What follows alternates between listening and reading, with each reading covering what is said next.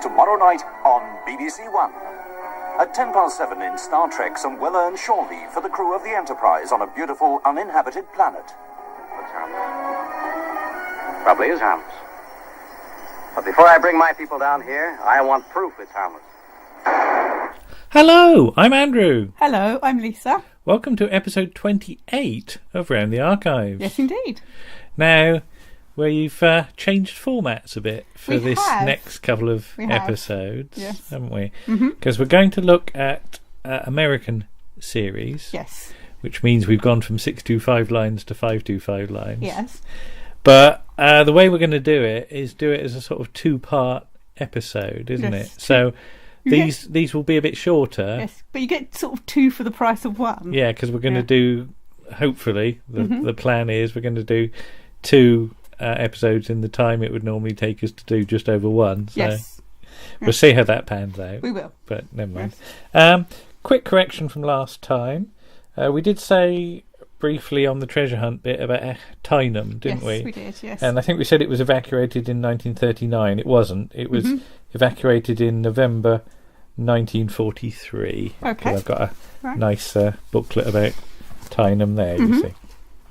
But to kick us off, Martin Holmes is going to look at Murder, She Wrote.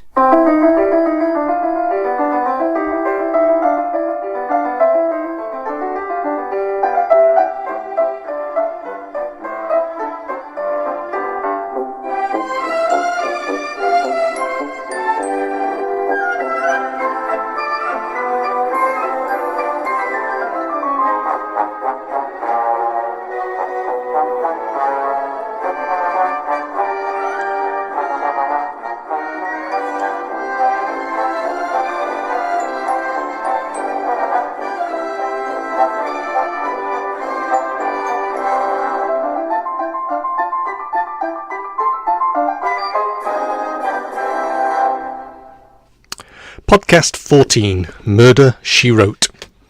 My beloved really likes a good old cosy murder mystery series. You know the sort of thing, where the horrific reality of one person killing another matters less than solving of the preposterous puzzle which led to this most brutal of inhuman acts. If it's all dressed up in jazz age paraphernalia, so much the better.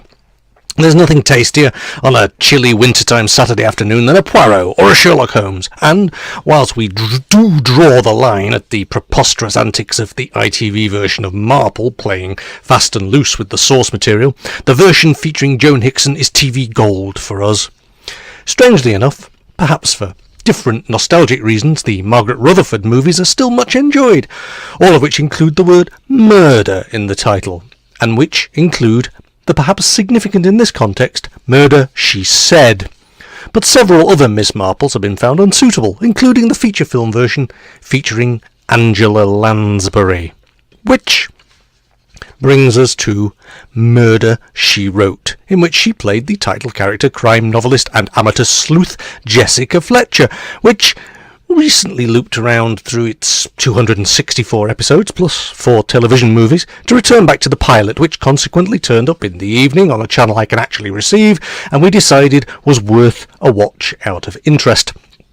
Murder, She Wrote was the brainchild of Peter S. Fisher, and two familiar names in creating TV detective drama, Richard Levinson and William Link, whose credit can be seen at the start of all those Columbos that are still being forever rerun.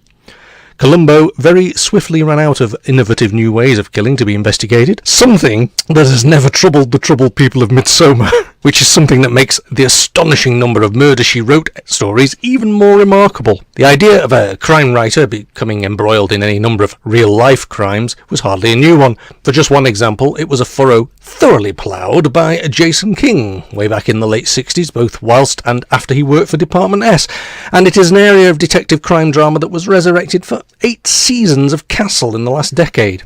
But when you've got a willing lead actress as amiable and likeable as Angela Lansbury on board, mixed in with a bit of cosy murder mystery that's suitable for prime time, and a stellar crowd of guest stars just lining up to join in with the fun, you know it was always bound to be a smash hit.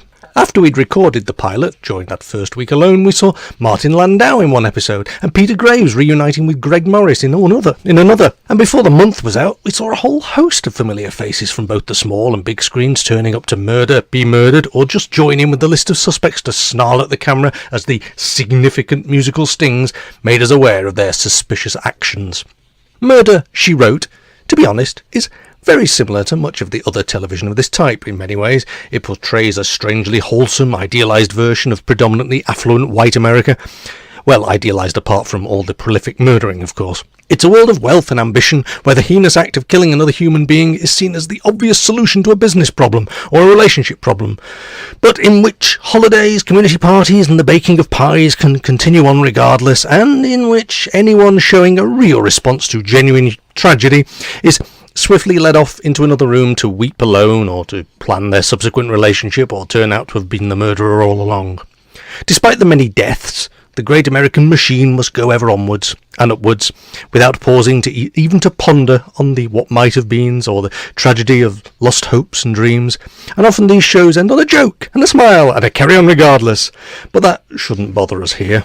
That is the format, and it has proved to be a very successful one for decades now, and my perhaps slightly cynical response might explain why I'm seldom drawn into talking about American series television in the articles I write. Still, for a change, I just thought, then I might for once. And here we are, about to look at the feature-length pilot of Murder, She Wrote, made in 1984, and called, rather excitingly and perhaps appropriately, The Murder of Sherlock Holmes. And these days broadcast as a 2-part episode, as that makes it easier to schedule. Directed by Corey Allen and written, in various credit formats, by the 3 gentlemen named earlier, the story's chock full of really famous actors, not least one Andy Garcia rather barkingly playing First White Tough, which makes for both an interesting casting choice and says a lot about the racism that still persists in pigeonholing so many facets of American culture. But I digress.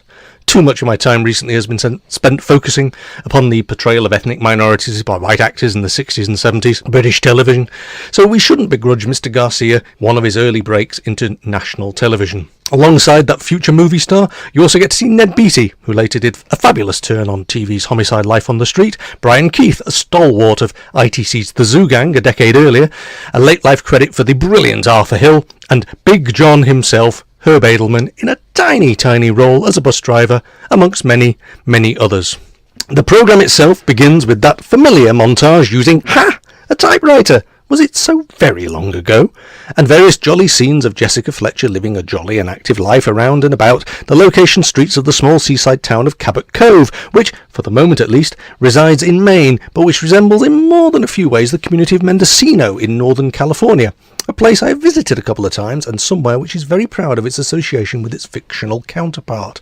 The scene, the titles, and the jaunty tune both take a darker turn, as Jessica is seen in various of the scenes of false jeopardy, into which she will stumble during several stories, but return to more satisfying jollity as the pages of her latest crime novel are leather-bound into the folder bearing the series name.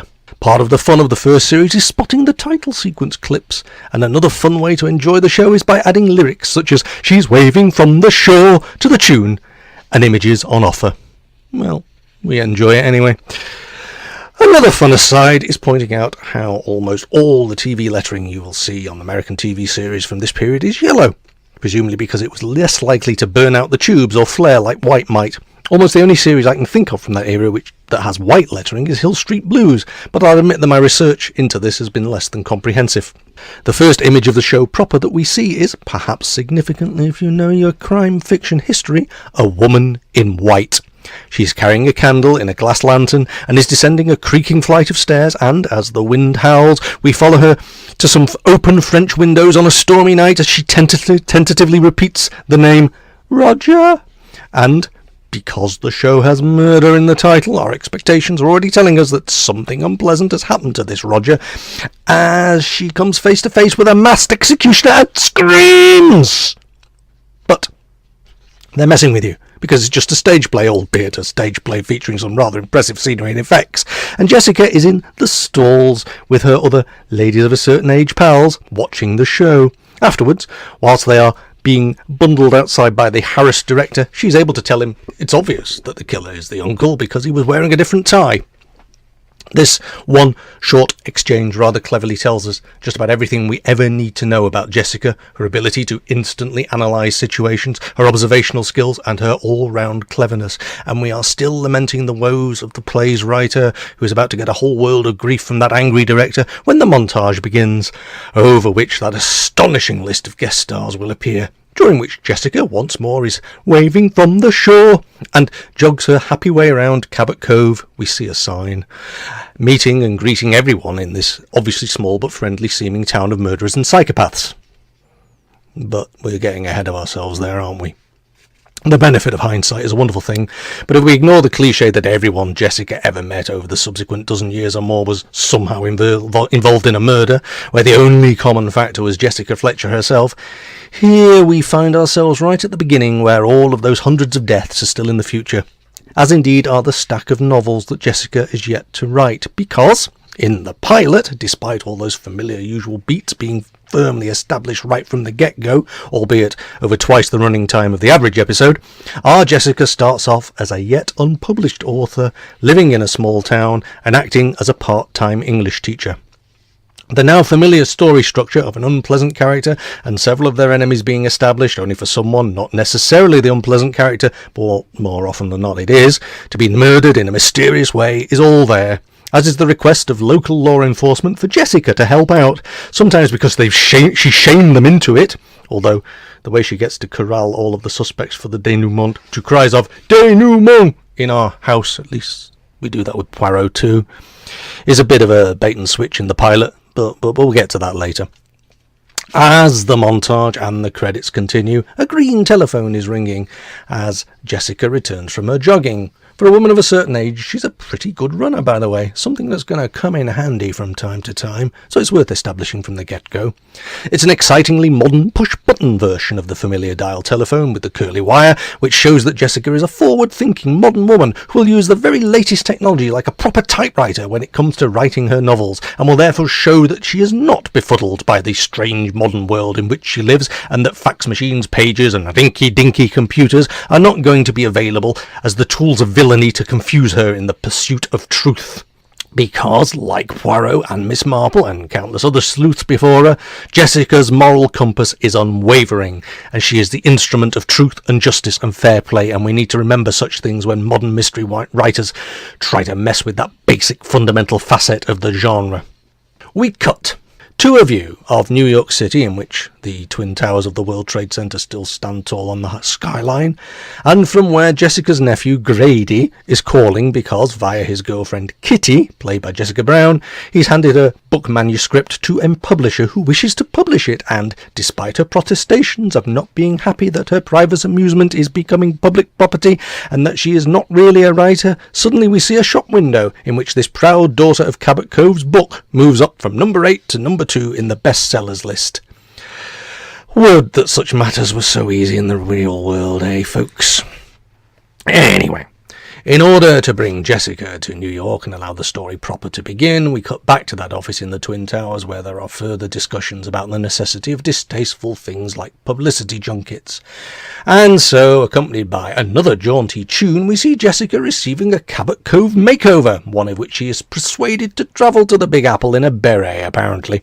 And through the magic of film editing, she is brought to a railroad station in New York City where, having befriended the train guard en route, she is met from the train by Grady and Kitty and taken to the office for a very brief meeting with the owner of the publishing house, an apparently very terse man who is running very late and barely acknowledges Jessica's presence when he does finally show up. That fine character actor, Arthur Hill, who you might remember from the film The Andromeda Strain, plays Preston Giles, and whilst Jessica maintains that she's not in it for the whining and dining, she takes a moment to remark upon his sallow complexion and offers up some friendly advice as to how he could achieve a healthier one. We next see Jessica's face on a black and white TV monitor as we begin yet another montage, this about the trials, tribulations and frustrations of the terribly hard life of being a best-selling author on the publicity circuit. A talk show host is rude to her, a critic is dismissive, a person buying several copies at a book signing merely sees it as an investment, Jessica is ignored on a radio show because she's not exciting enough. Stay tuned. A feminist talk show spoils the ending of the book. Jessica catches a cold, and finally one of a group of overzealous autograph hunters turns out to be a Mrs. Peabody with a subpoena accusing her of plagiarism.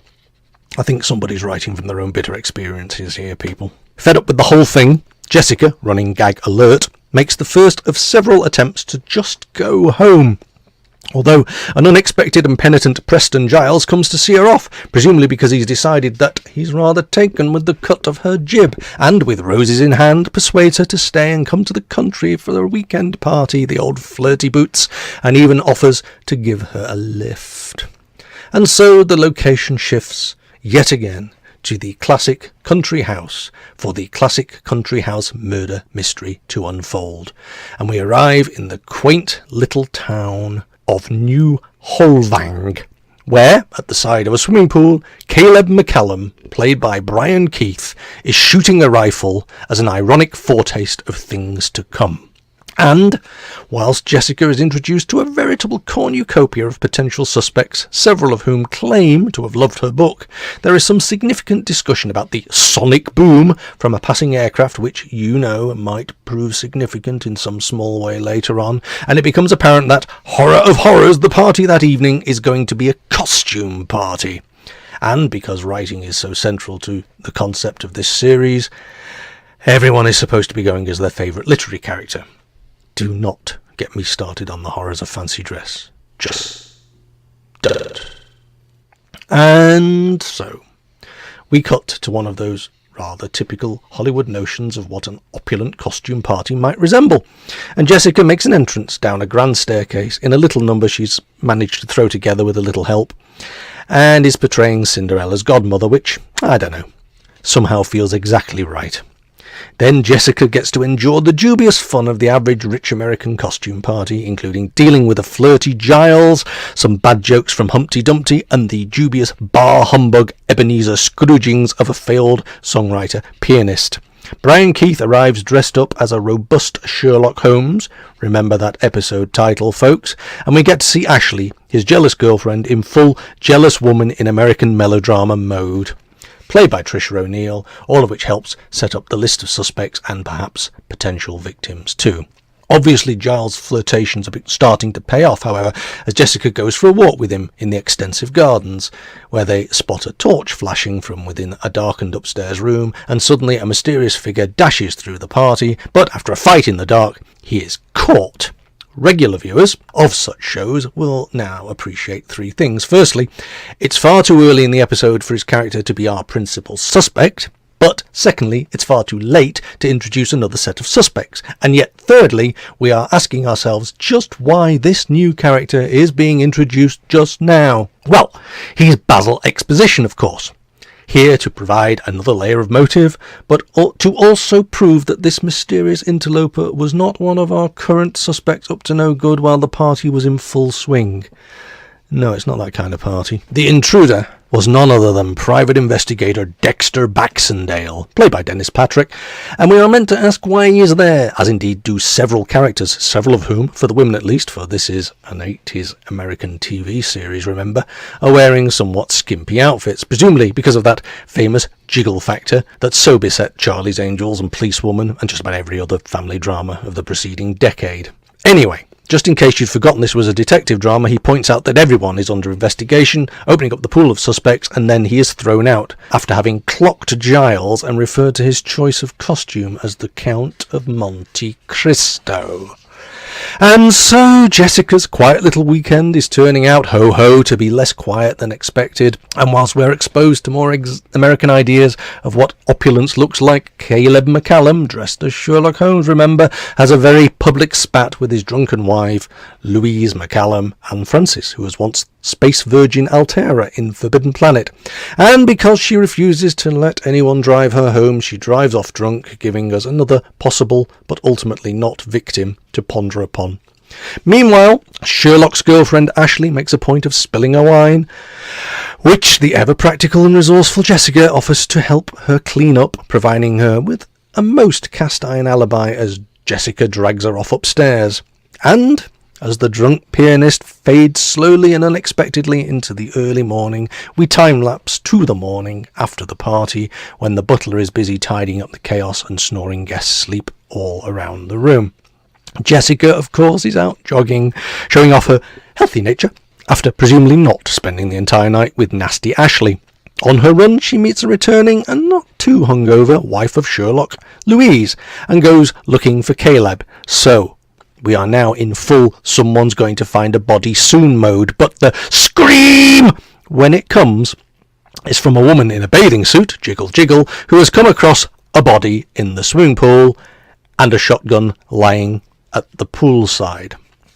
And so, inevitably, we cut to mundane real-world routine of ambulances, police officers and radio messages confirming that there is some doubt over the identity of the Sherlock Holmes found floating in the pool, and Ned Beatty, see also Homicide Life on the Street, turns up playing Detective Chief Gunderson in a natty hat. In the grand old tradition of such things, he interviews suspects in the drawing room whilst amusingly Jessica is outside the window in the background looking for clues as a light musical sting, possibly on a clarinet, tootles away to take away from the death and horror. The chief suspect is the wife. You remember that very public row, of course, but she denies shooting anyone, even though she can't remember due to the blind drunkenness, which even she has to admit is a rather blank and convenient sort of an alibi. Meanwhile, the whining pianist wants to leave, which means we get to see more of Jessica checking stuff out until the chief realises that he's read her book. And simply because of this, a small-town detective asks what she thinks is going on. Yes, as will become the norm, a small-town cop involves Jessica, and as we are all asking exactly why he would do this, she makes a very good point that the body is wearing the wrong shoes, and the detective puts two and two together far after Jessica has done so. Are you saying that the body isn't Caleb McCallum? In walks Caleb McCallum, alive and well, to rather underscore the point. Well, he is Brian Keith. He'd always want more than the cough and a spit. Anyway, after that entrance, the reunion with his wife doesn't go too well, and it also turns out from the card that the private eye was carrying that he was working for Caleb. And we get a little more motive dropped in with chat about business troubles, confidential information going astray, missing reports, and who might be the spy. It appears that our late investigator friend might have been onto something, and Giles, in a frightening yellow sweater, asks the question everyone else is thinking about why he was in Caleb's Sherlock Holmes costume, and in front of a sea of bewildered faces of his friends, they were all at the same party, remember, he admits that he went off to a local inn with a young lady, which is US primetime code for rumpy pumpy, I suppose. Anyway, the costume was dumped and presumably put on by Dexter Baxendale for reasons unknown, and someone shot him thinking he was someone else, probably. Giles sets up a nice post-party departure limousine ride for Jessica, although she is distracted and has a thought at 12, not least her sudden qualm about the reality of real-world murder rather than her own cosy murder mystery novels, which is again a moment telling the critics that the writers are aware of this and that they've now addressed it, thank you very much, and can we just get on with our cosy murder mystery if you don't mind. At the gate, Detective Gunderson intercepts her, and their subsequent chat in the limo fills in the story so far for any of us not keeping up at home. Basically, someone killed Sherlock Holmes, and in case you've not yet twigged, supposing the killer didn't know about the switch in costumes. The chief sadly laments that he now has two possible victims and is spending the worst Sunday he's had in 10 years. Not a line you'd want in for Sunday evening transmissions, I'd imagine, but never mind. We cut to some newspapers being read by Kitty in Jessica's hotel room. She gets quite a lot of young women in her room, does Jessica, who suggests that she could solve the mystery. Jessica, however, is packing and about to take a second shot at running gag alert, heading home to teach. In a little bit of fairly typical American storytelling, we learn that she is rather fond of Giles, but objects to being fixed up with a suitor, although, as she points out that they were beginning to hit it off, and that she needs to give the situation much thought, our internal alarm bells are ringing, and we wouldn't take bets on Giles making it to the end credits. We cut to that familiar porter on the train home. But she doesn't leave with the train this time because her nephew Grady has been arrested on suspicion of theft and possibly murder, and we cut to Jessica busybodying at the police station and finding the evidence stacking up against him, not least because that missing report was found in his car. Even Jessica seems unsure, although it is Jessica, so we know that she's probably got it all worked out already. Giles arrives, coming to the rescue, with offers of brilliant lawyers he can get to help, and this newly formed Scooby gang retire to a nearby coffee shop to chat about motives. In the same coffee shop, Jessica spots the evil Ashley, who is no longer a suspect because the time of death has been pinpointed at 11:15, and what they thought was a sonic boom was a gunshot, which happened as Jessica was sponging her down. For one of the main suspects then, Jessica is her alibi.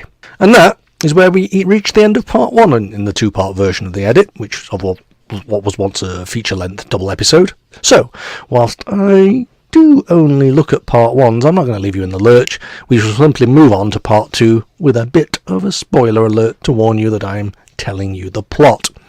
In a taxi, Jessica worries about her burgeoning relationship with Giles, saying rather poetically that flowers that bloom too early fade too fast, although we swiftly move on to a chat with a rather pleasant taxi driver over the overheard bay something, which eventually leads to Bayside Marina, where she meets Caleb on his boat. Anyway, Caleb thinks Jessica's nephew is guilty, the fool, and Jessica decides to set a trap which involves a telephone call back to her nephew because they need to prove it was Ashley who stole the report, or at least her accomplice Sam. And so, in the tradition of those old Hitchcock suspense sequences, obviously, an influence here, Jessica takes it upon herself to investigate Ashley's office outside office hours, and so, with that familiar shot through a fish tank foreground, so beloved of TV directors, we see her through it searching for the missing report. It's funny how business offices are also similar in these American series, but in many ways business in America is a very uniform thing, as are the expectations and the ambitions involved with it. But we're not here to discuss wider American culture in general, although we ought to point out that clichés become clichés because of their essential truth and homogeneous, recognisable elements. Anyway, Grady goes off to search inside the computer. Those were the days computers were so mysterious. This has the advantage of leaving Jessica alone and allowing the soundtrack to crank up the suspense music as she searches. However, shock, horror, suspense. Ashley arrives, and whilst we see her removing evidence, Jessica hides behind the sort of handy wall no office I've ever worked in ever had, and on the brink of being discovered, phew, she is saved by a phone call, and as Ashley leaves suddenly, Jessica heads off in relatively hot pursuit, although no taxis will stop and Jessica is very nearly hit by a bus. Still pursuing her quarry, Jessica gets on the bus, a bus driven by Herb Edelman, no less. Big John, Little John. The episode takes a peculiarly urban turn. The camera favours the sinister bus folk, one of whom, a black actor of course, gets off the bus when it stops on the wrong side of the tracks, and Jessica is immediately beset by a couple of hoodlums who threaten her and involve her in a street mugging as the real world intrudes into our cosy drama, and suddenly it's urban and street, and yes, no doubt far too real for its target audience. Oh, and one of those actory muggers is that future Hollywood star Andy Garcia that I mentioned earlier. However, in a rather nice turn, the sinister black guy saves her from the bad guys, despite all that threatening music and emphasis on his shifty looks on the bus, because he's read her book and recognised her as being a celebrity, which means that the scene ends on a vandalised poster of Jessica sporting a moustache. Back at the current location of Jessica's Murder, She Wrote headquarters, Giles and nephew wait anxiously until Jessica arrives with a stack of newspapers and, via a mistake found on the rinky-dinky computer, Jessica makes a vital connection and phones the chief to tell him to arrest Ashley. And after trawling through the papers, she finds an advert, which takes us off for what we suppose to be the denouement. And so Wearing her best dotty spotty blouse, Jessica points out that washed-out piano player was more than a little bit dodgy and is producing an off-Broadway production at the Serendipity Theatre, so she heads over there for a little Jessica explanatory chat with him as her nephew waits outside. Inside the theatre, a very bad song audition is taking place. There's another long academic paper yet to be written collating such scenes. And with bellows of "Marvin" from the departing struggling songstress, accent on the stress, Jessica's voice is heard from the shadows as we return to another theatrical setting, not unlike that opening so long ago which we'd all forgotten all about, really. But, you know, writers like such dramatic resonances, so here we are. Anyway, the J in J'accuse obviously stands for Jessica, and she explains the Ashley connection using excellent expressions like fiddle faddle and shenanigans, and when Ashley surfaces up in the gods and makes her admission of fraud and theft in cahoots with a pianist pal, it looks as if the jig is firmly up. However, she has a cast iron alibi, which brings us to that bait and switch we talked about earlier, because in the break, with the familiar format of these sorts of things, after the confrontation with some villains, the plot now moves on. The detective searches Caleb's boat and is arrested by some passing cops. It seems that everyone's got the same message, that something interesting should be able to be found at the boat, and when the sail is unrolled, it turns out that Caleb, i.e. Sherlock Holmes, is now properly dead. Back at Jessica HQ, various bits of chat in the hotel room confirms those pesky alibis, as Jessica, who is always leaving, packs her bags again, which Giles laments, which leads to a rather moving moment, which ends with our Jessica actually getting a snog and a fade out. So we find ourselves back once again at the railroad station, with Jessica leaving all over again, rather sad that she didn't solve the mystery, and in another round of chat with the porter, ho, he asks once more whether she's sure she's leaving, and she confirms this, settling down to read her paper, and of course she finds a clue and gets off the train and runs like the wind, because all of that jogging really pays off, you see. And so we arrive at the denouement proper, as we see Jessica returning to New Holvang whilst engaging with another taxi driver. They are proving to be a philosophical lot, because Jess knows and chats to absolutely everyone she meets. So here we are at that murder mystery staple, the empty old house, and when Giles finds out, he flies out, because he's so worried about her. Meanwhile, Jessica is hunting around for clues with her torch, and having found one, ends up outside a locked door, where she is approached by the villain of the piece, who is none other than, spoiler alert, Giles, the swine. Anyway, at the poolside on a dramatically dark and windy night, because that always works best, she admits to wanting to tie up a loose end, and as the time approaches almost 8 o'clock, and even at 25 feet, Jessica can see Giles quite clearly, because the automatic lights come on at 8, even when there is no moon, so the mistaken identity shooting doesn't hold any pool water. And whilst Jessica hoped that she was wrong, she now knows exactly what happened, and is rather sorry to have to give her "you did it, now I understand, lots of things click" speech to this bloke, whom she thought she rather liked. With Jessica visibly upset, it's left to the villain to do what they always have to do in such dramas, and confess his backstory, explaining all about the 15 years spent rebuilding a life after his escape from prison and being recognised by the private eye. And whilst several allusions are made to the Count of Monte Cristo, Jessica is now getting angry, not knowing whether to scream or cry, and is visibly very upset, especially as the threatening music cranks up and Giles places a threatening hand on her shoulder at the edge of the swimming pool of death before he decides to hand himself in, and there was no real threat at all. Phew. False jeopardy, eh? It's exhausting. And for one last time, we return to the railroad station, with Jessica insisting that she is never coming back, after having endured such a miserable week, and musing upon how differently things might have turned out if only she'd let it be. Which isn't very Jessica, is it, boys and girls? And wouldn't have made for much of a series if she had. However, as she boards the train, there's time for one last "Jessica, wait!" and another request for help, as 2 wrestlers have been found drowned in a wrestling ring in the middle of the city, and as Jessica dismisses her until she thinks about it and then incredulously repeats the one word, "drowned," we freeze frame, safe in the knowledge that hundreds more mysteries are waiting to be solved. By the time of the series proper, Jessica would be an established best-selling author with several other books behind her, but as an introduction to a proper, cosy murder mystery series, The Murder of Sherlock Holmes makes a rather enjoyable tale, and Jessica's adventures are off to a cracking start.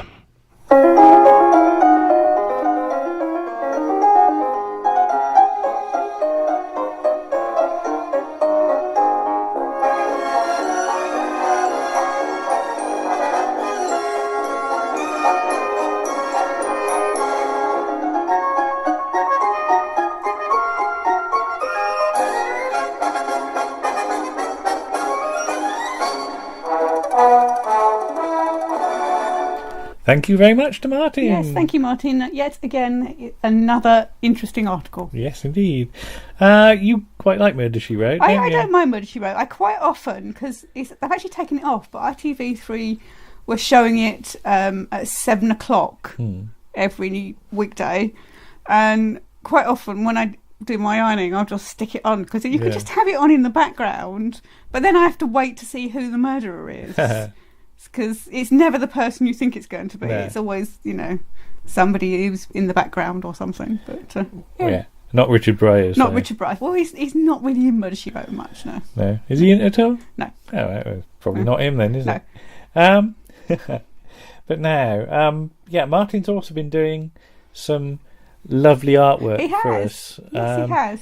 Themed around what we're going to do next. Because you and I will now take a look at the Star Trek episode Wolf in the Fold. Yes, indeed.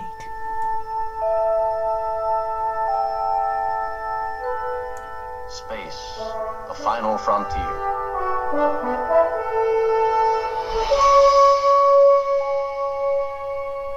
These are the voyages of the starship Enterprise. Its 5-year mission: to explore strange new worlds, to seek out new life and new civilizations, to boldly go where no man has gone before.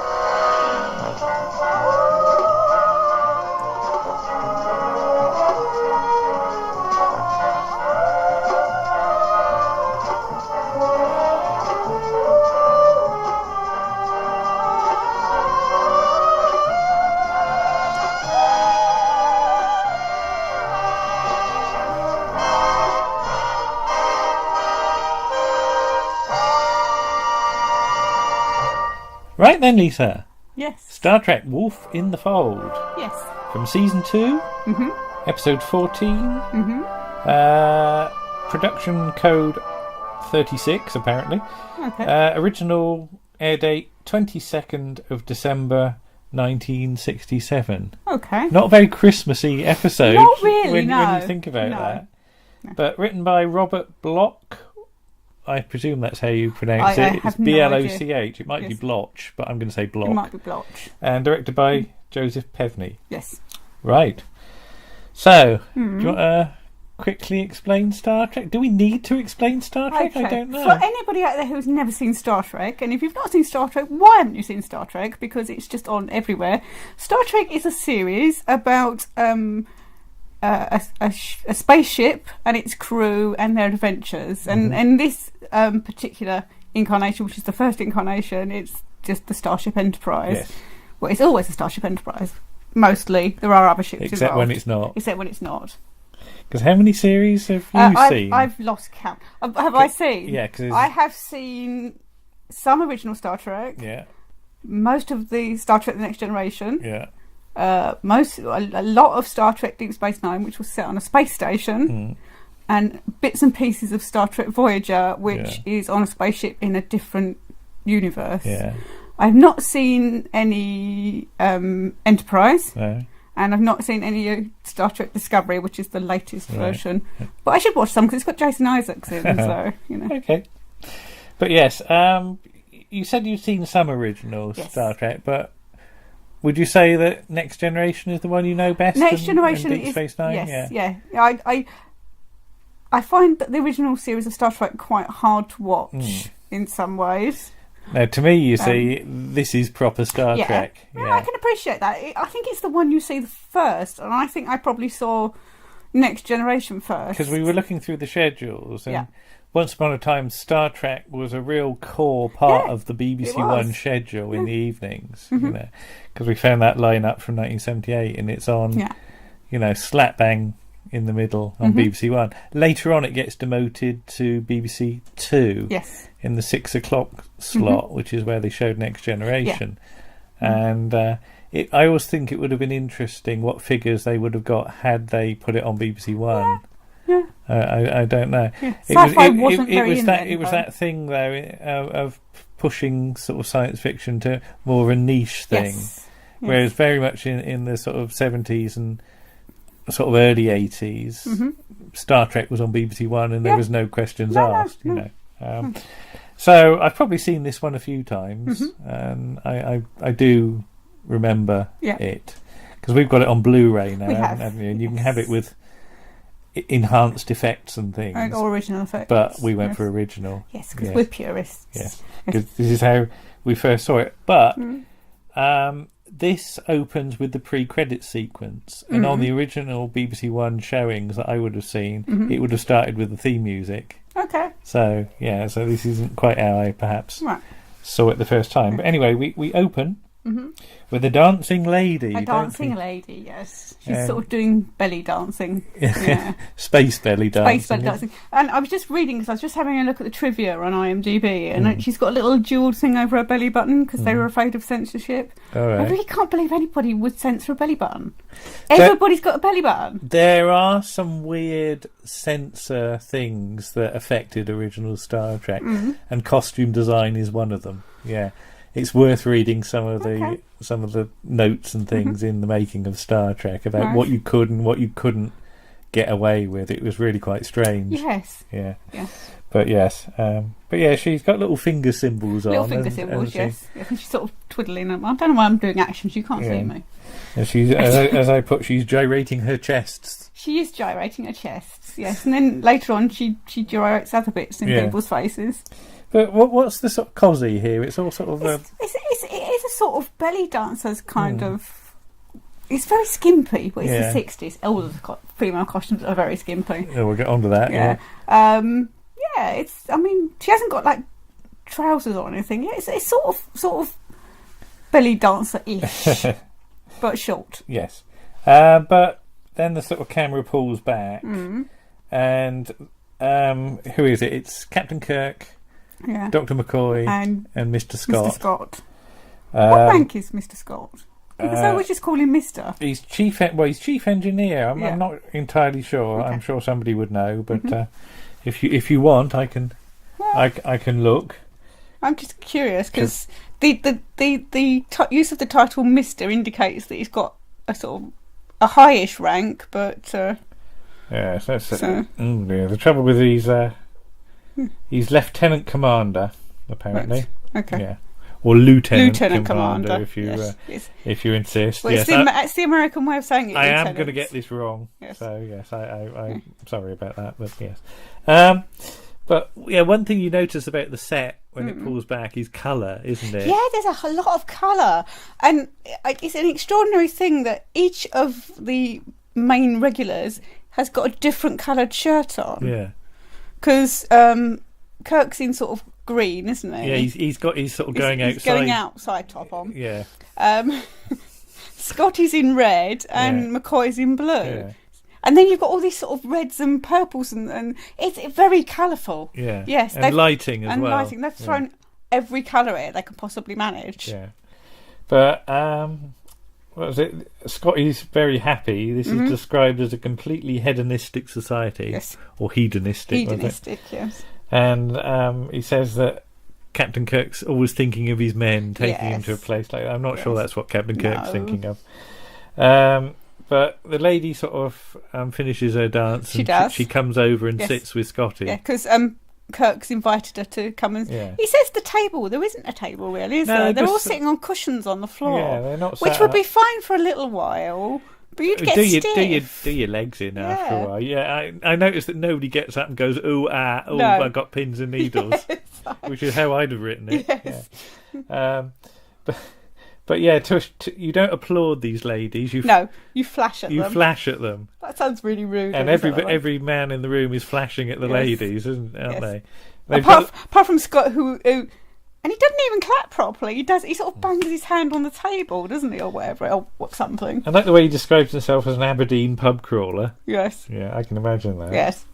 But he likes his whiskey. But yeah, they've got these lights with buttons that you show your appreciation with. And he says it's a fine foggy night, and he's thinking about Aberdeen fog. Yes. And when they go outside, the Aberdeen fog, I hope, doesn't look like that, because it's all on the ground. Yes. Because it's clearly the smoke machine Yes. that they've got out, isn't it, aren't they? Mm-hmm. But yeah, they go for a walk.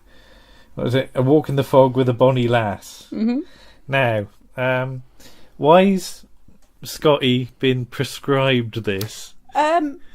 I'm assuming this is to do with something that's happened in an earlier episode. Well, you don't see it, actually. Oh, right, okay. So it's just he's something's exploded and it threw him against a bulkhead and he's hit his head. So he's had a concussion. And it's a woman's fault. And it's a woman's fault. It's always a woman's fault.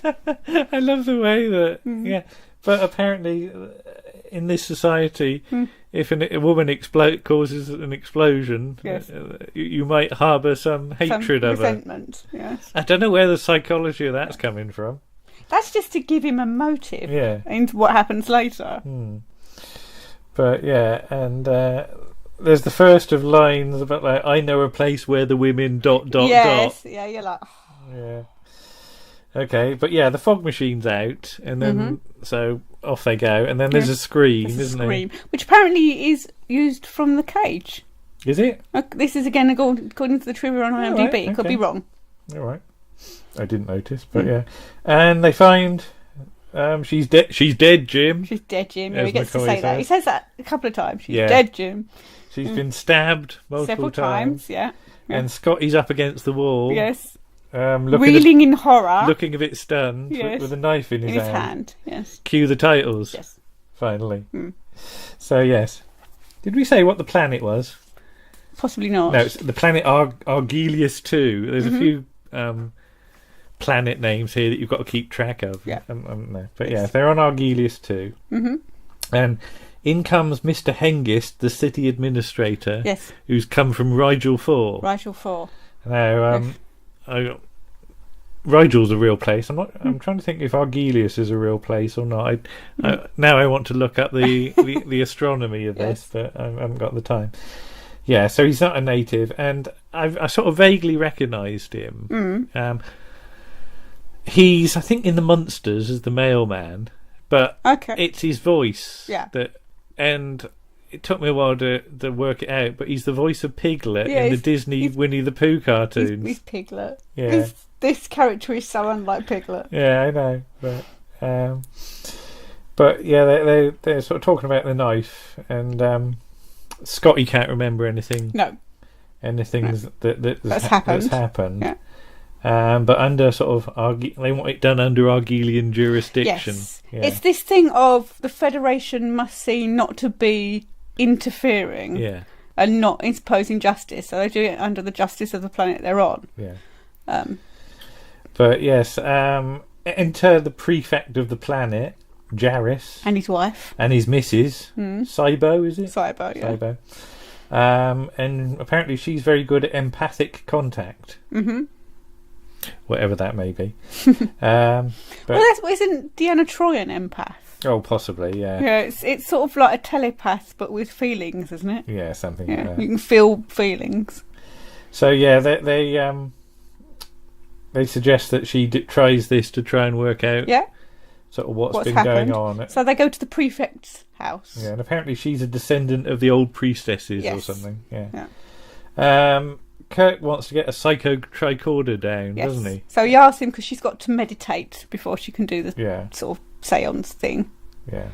Mr. Hengist isn't keen on the psycho tricorder, and they don't really want to go back up to the ship. No. If they can help it.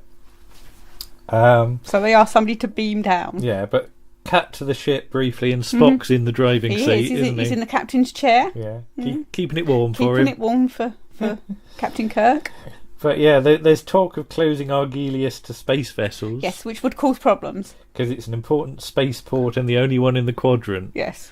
Well, that's a bit not very forward thinking. No, is it's it? not, is it? They should really get a spaceport somewhere else just in case. But Karen Tracy beams down.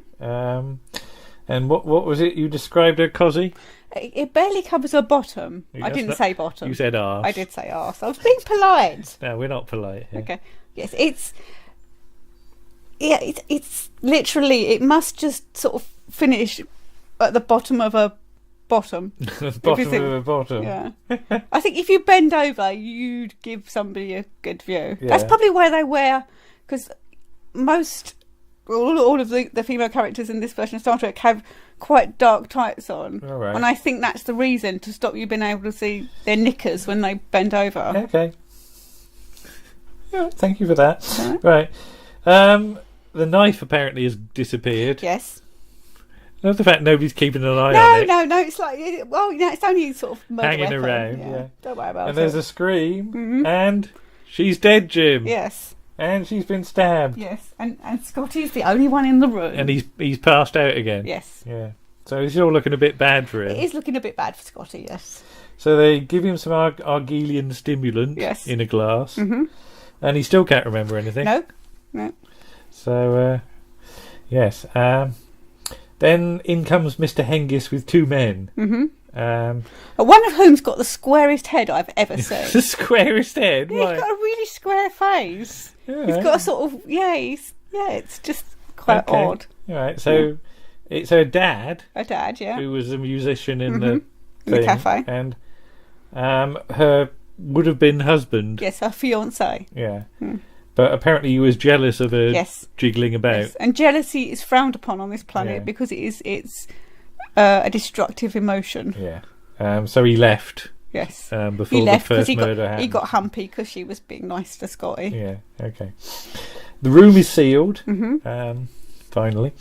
And Spock comments that this technique of sort of empathic is interesting but not very sound. Yes, flawed. Yes. And he'd rather that the investigation took place on board the Enterprise. Yeah. Enterprise using computers and things. When they're doing all this sort of ritual, it's a very nice high angle, isn't there? You can see the sort of design on the floor, which is quite nice. And she says there's something here, something terrible. Fear, anger, hatred, and hatred of women. So hatred of life and hatred of women. Yeah. But the lights suddenly go out. They do. And there's a scream. And she's dead. Yes. And guess who's holding her and who's got blood on his hands. And she got a knife in her back. Yeah. It's Scotty. Yeah. One may be considered a misfortune. 2 looks like carelessness. 3, well, I don't even know what to say. But, yes. Yeah. Apparently, if he's found guilty, it will be death by slow torture. Yes. Which sounds fun. It does. But they go back to the Enterprise finally.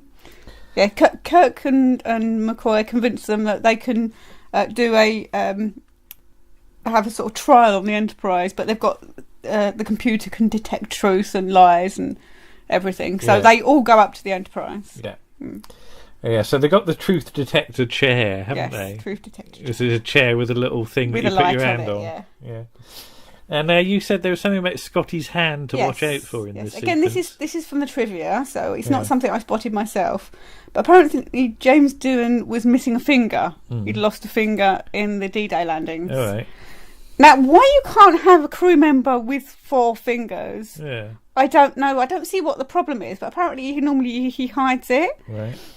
And at the one point, when he's got his hand on the lie detector thing, it's sort of curled around it, so you can't see it. But there's a shot later on where you need to see his hand properly, and it's a stunt hand, and it's in the wrong position. So it's quite obvious it's a stunt hand, isn't it? So fair enough. So, but I don't get why it's just a weird thing. Yeah, he's missing a finger. I suppose he has to be seen to be perfect because he's a leading man, isn't it? And it's that. But he's not the leading man. No, and even if he was the leading man, what does it matter if he's only got 4 fingers? It's ridiculous. Well, there you go. But he says that when the last one was stabbed in the back, he said he went over to her, and there was something in his way. Yes. Something cold that wasn't really there. So that's a bit unexpected, isn't it? Yes. But I quite like this sort of lie detector system because the computer's sort of monitoring for physiological changes. Yeah. I don't know how reliable that really is in real life. It's the sort of thing you sort of hear about, but I've never really sort of read up on it to see whether it's something to do with heartbeat. It's heartbeat. Sweat. It's that if you tell a lie, your heart rate increases or something. Unless you're a really, really good liar. Yeah. But Mr. Hengist isn't happy with all of this. He's not. But the verifier, Scotty isn't telling any lies when he says, he can't remember stuff and what have you. His dad says that her dad. Sorry, his dad. The dancer's dad says that he didn't love. She didn't love. Well, he probably didn't love him either. But she didn't love her husband to be. No. And they fought. Yes. Because he was jealous. But we've had these words said by the empathic lady. Cybo. Yeah. And one of the words was Regic, wasn't it? Or something? Regic, yeah. Redjack, REDJAC, apparently. I heard it as Regic, like a REJIK, but that's just my hearing. I mean, this turns out to be a word referring to Jack the Ripper. Yes, Red Jack. Yeah. Have you ever heard of that before? No. No? Okay. Spring-heeled Jack, you've heard of. Spring-heeled Jack, yeah. Well, that's not really to do with Jack the Ripper, but yeah. But I love the line, but he lived hundreds of years ago. Yes. Yes, but it's what is it? A hunger that never dies. So there's a lot of sort of speculation back and forth at this point. Yeah. Could some sort of life form exist? Not as a human that could like feed on fear. Yeah. Would it be some sort of energy creature or something like that? And it all goes off into a bit of the realms of fantasy. And again, Mr. Hengist is saying, "Oh, this is all fairy tales." Yes, you're just trying to get your friend off and all this sort of thing. Yes. But then they sort of try and plot sort of mass murders of women, don't they? Well, they're looking at these words, aren't they? They're looking at all these different words. Yeah. Yeah. And there's like 1932 Shanghai and 1974 Kiev and then 2105 Mars and 2156 and all these. If you join them all up, apparently it's a straight line between here and between Earth and Argelius, isn't it? Yeah. And apparently 1 year ago there were some mass murders on Rigel 4. Rigel 4, yes. Now who do we know who's come from Rigel 4? It's Mr. Hengist. It is. Ooh. And they say to him, would you... You come from Rigel 4, and he goes, well, so do lots of people. It's not a crime, which made me laugh. Yeah.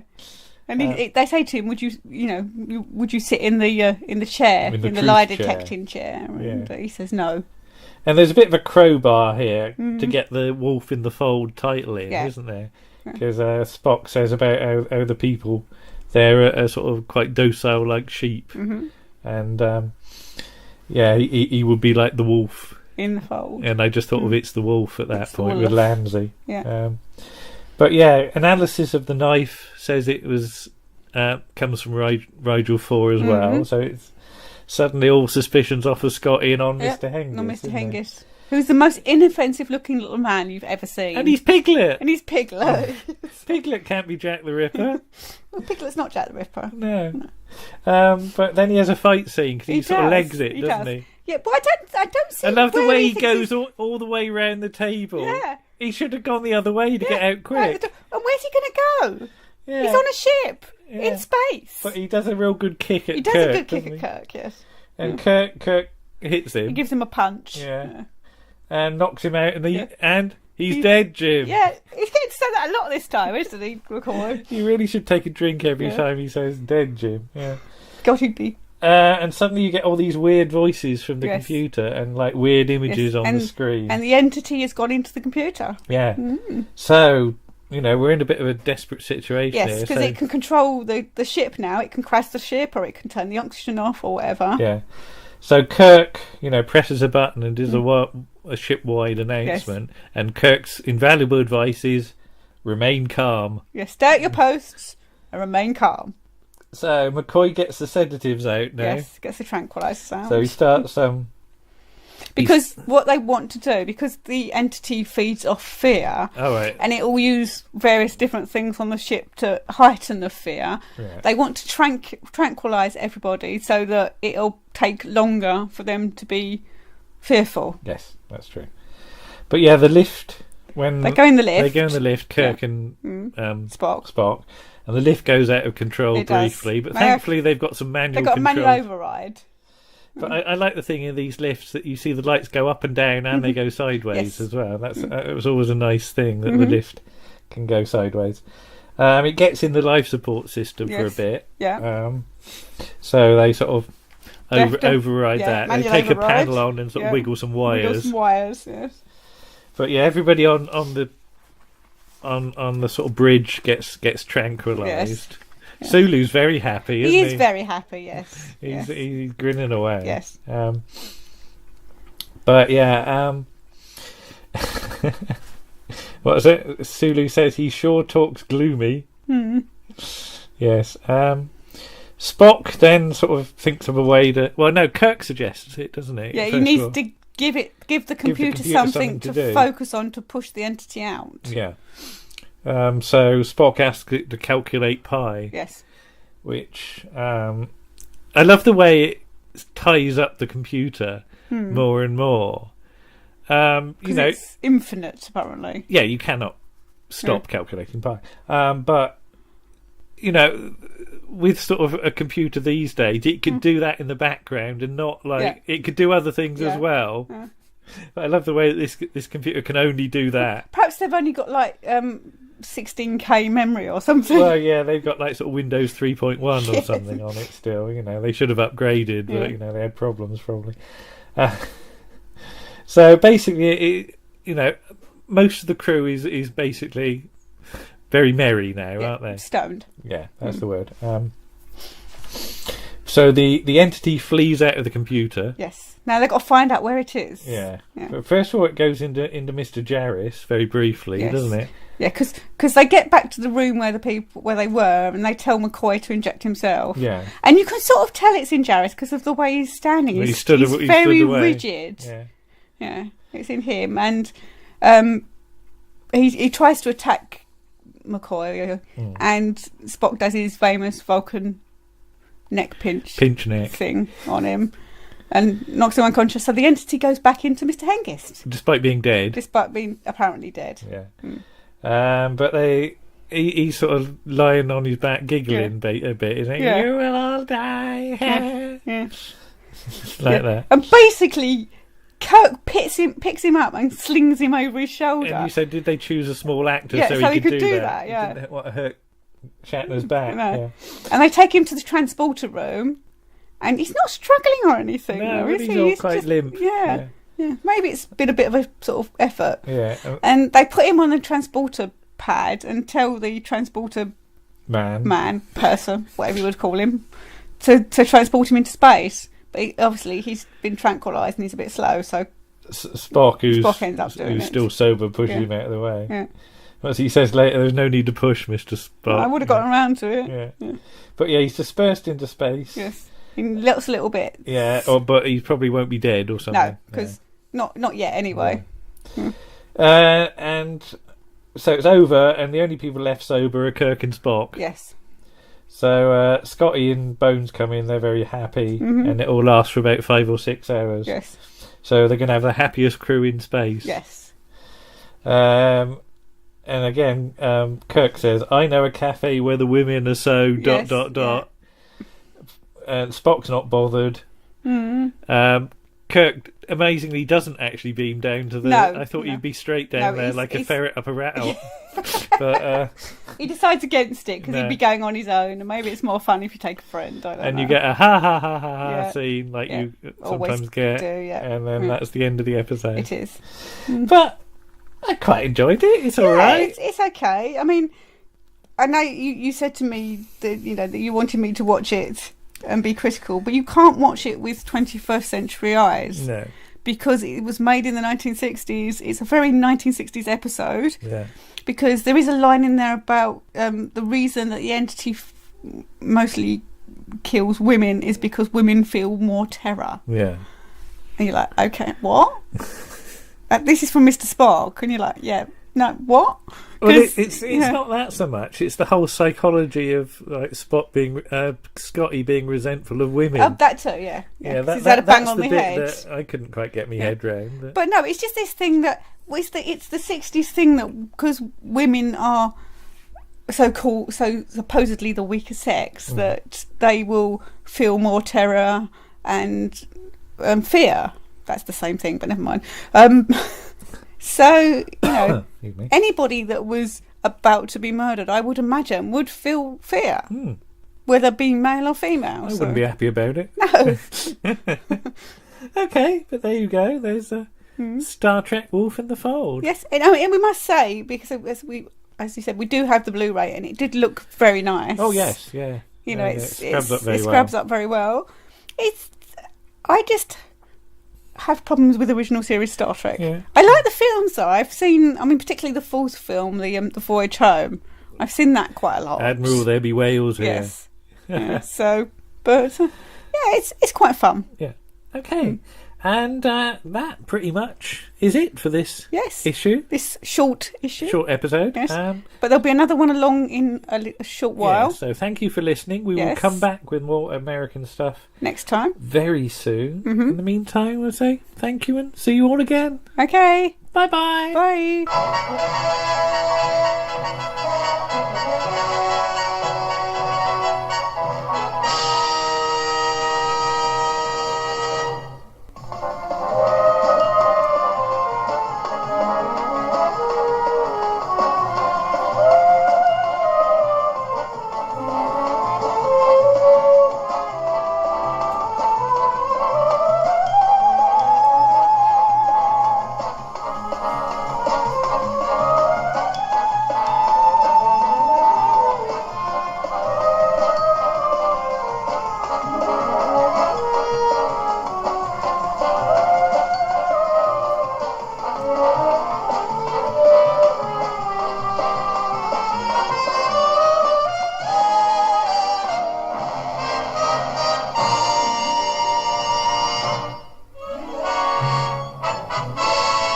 That was episode 28 of Round the Archives.